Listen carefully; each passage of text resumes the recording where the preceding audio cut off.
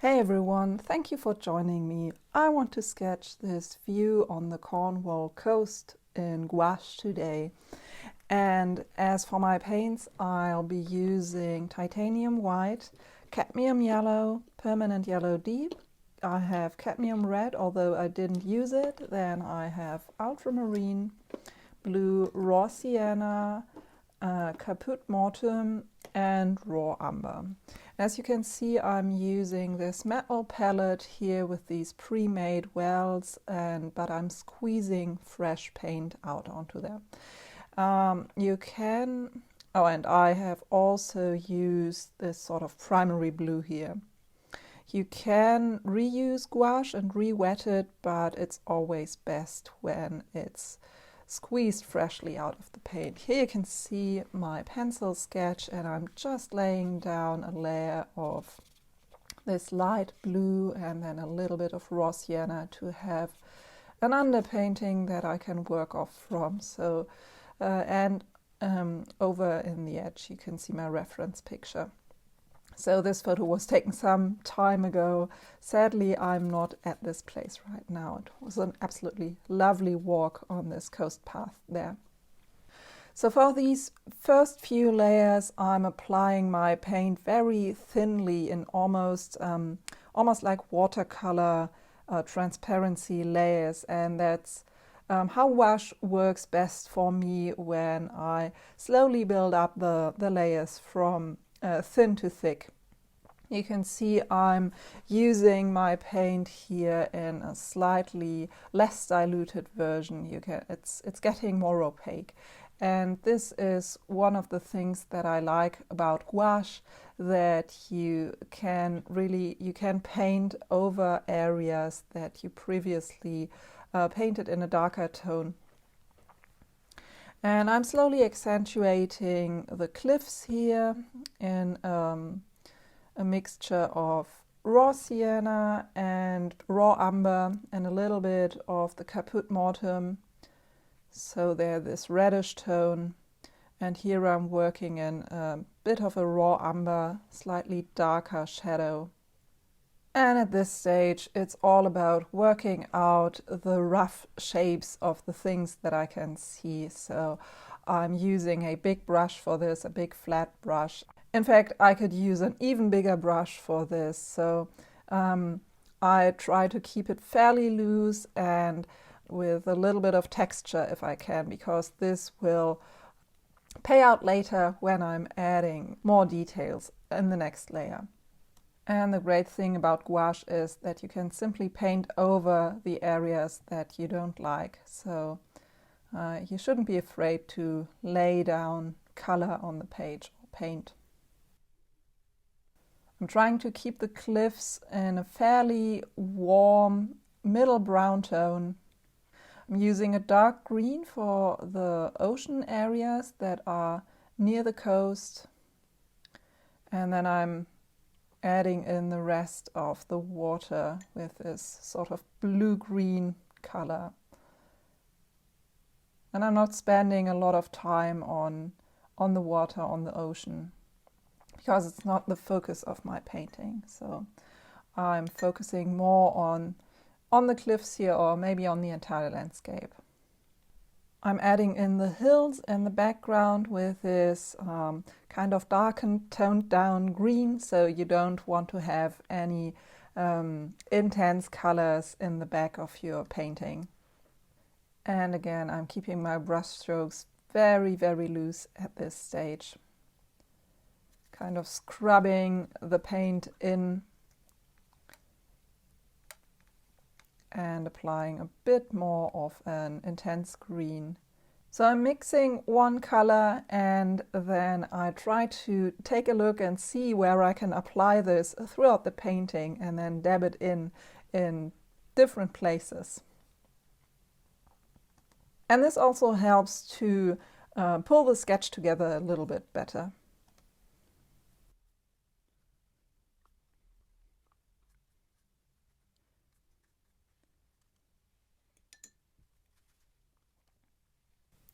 In the foreground, I have now this warmer green, You can see I'm changing the paint to go on in thicker layers now, so it's more opaque and I'm using less water to mix my paint. You can't see my mixing area, but at this point I'm basically only using water when I want to wash out my brush. And yeah, I'm mixing the paint like it comes from the tube, so with very little water. You can also use this sort of creamy consistency that the gouache paint has to get sort of textured effects and mix your colors on the paper. And you will see a lot of this later when I'm using a sort of a dry brush with very dry paint to get more texture in my sketch. And painting a landscape like this is always a mix of introducing new colors like this light red here, and then seeing if the values around it still match and still look right to the eye. So it's a lot of readjusting values and repainting areas that don't look right anymore. And as you can see, it's still a very unfinished sketch, but you can start to see the cliffs coming out of the hills, and the hill in the foreground, or the meadow in the foreground.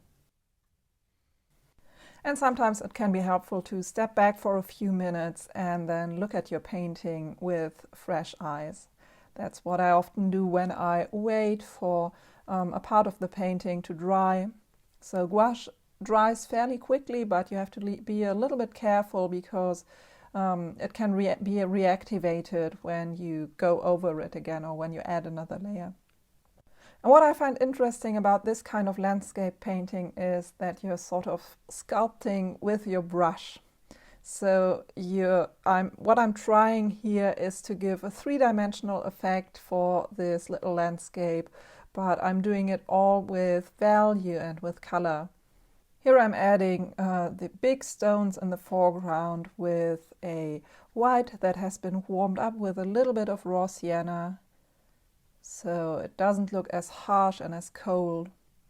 And I'm adding a few dabs of this very light tone in the background areas of the cliff. And I'm adding more contrast to the cliff area with darker paint. So I've added my raw umber into the mix, and I'm trying to bring out the dark areas of the cliffs here. And also the contrast between this stone in the foreground and the hills in the background. And here you can see some of the dry brush effects that I was talking about earlier. So I'm trying to use my brush to add texture and more interest, and really all I'm doing is give an idea of something that might be in the sketch and let the eyes do the rest. As you can see, I'm also adding a lot more warmth to the cliffs here.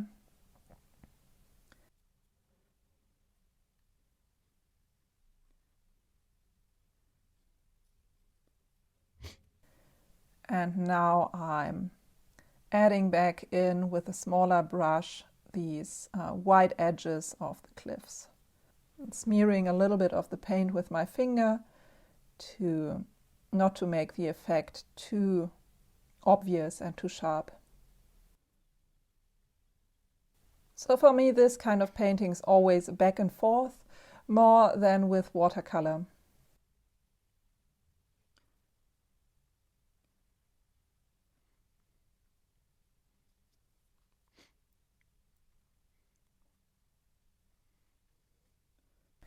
I'm adding the surf with a small rigger brush loaded with white, and I'm really trying to just scrape it over the layer below.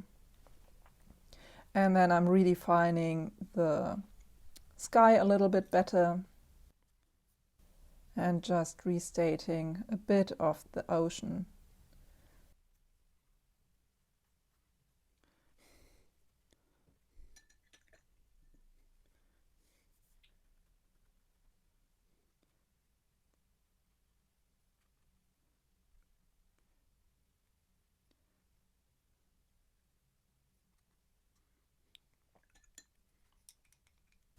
Here I'm using a smaller round brush to add a little bit of these plants, these white flowers.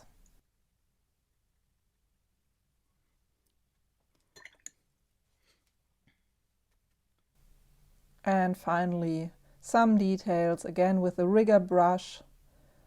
I'm not looking to render a realistic meadow here, I'm just trying to indicate a few of the grasses and flowers so that the eyes and the brain can do the rest.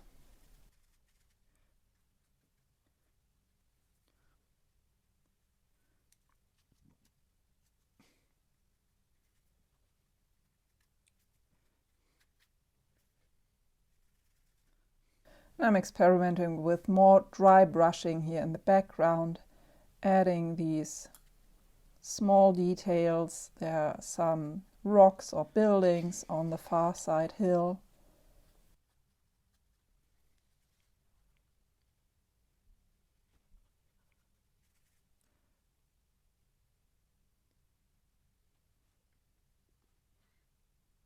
And I think it's amazing what your brain will fill in. So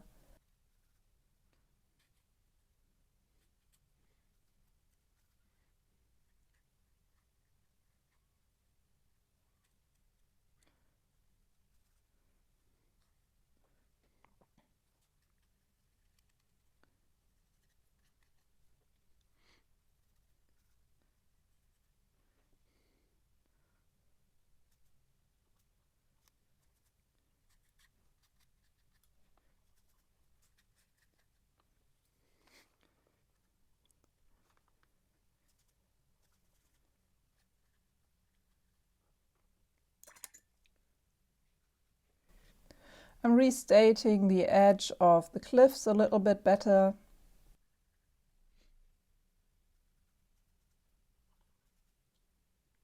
And the contrast behind this one prominent cliff there. And by now I would say that 90% of the sketch are already done. So what I'm doing now is really just adding in more details, adding in more interesting texture. And you can see I have removed my masking tape here. And now I'm adding back in a little bit of the surf because I think I removed too much when I painted in that ocean green.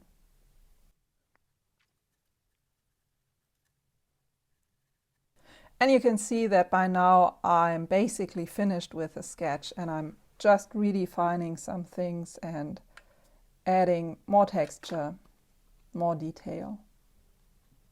And I really like to use these rigger brushes for that. So they're very thin but very flexible long brushes that can give you this kind of organic look to your brush stroke. So they're often used for lettering, but I like to use them for these kind of organic looking lines, and they're also really good for branches.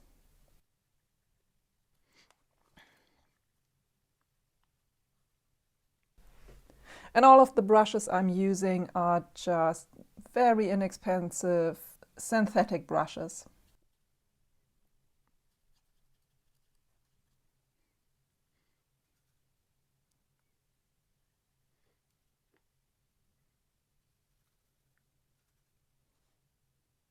So you can see I'm adding in a bit of red in the background because that's what I can see in my reference photo, and I think it actually adds a nice touch to the sketch. So really happy with these red spots that can be seen throughout the picture.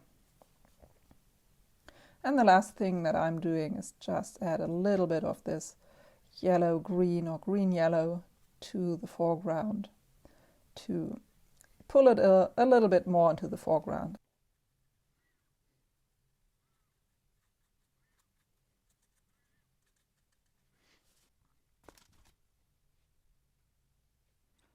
Still adding a bit more contrast and more dark spots to the cliffs to bring them out even more, make them more three-dimensional.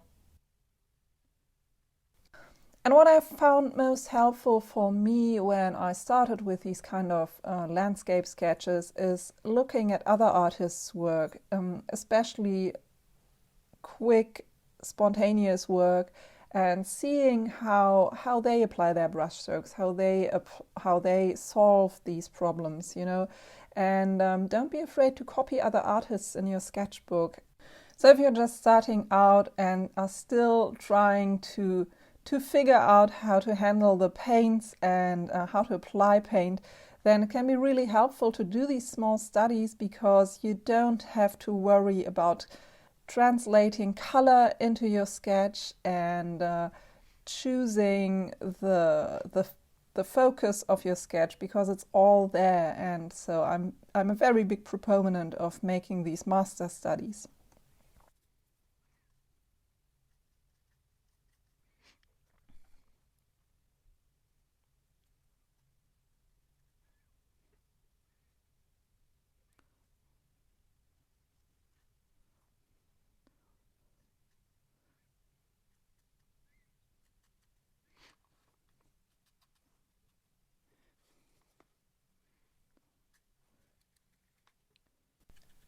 And finally, I'm changing that big blob of white to something that's a bit more appropriate in the back of this hill. So yeah, that's basically it. I hope you enjoyed this. If you want to see more of these gouache landscape sketches, then absolutely let me know. I find they're really fun to do. Let me know if you want to see more of them. I hope you found this video useful. If you enjoyed it, then give me a like or leave a comment, subscribe to my channel.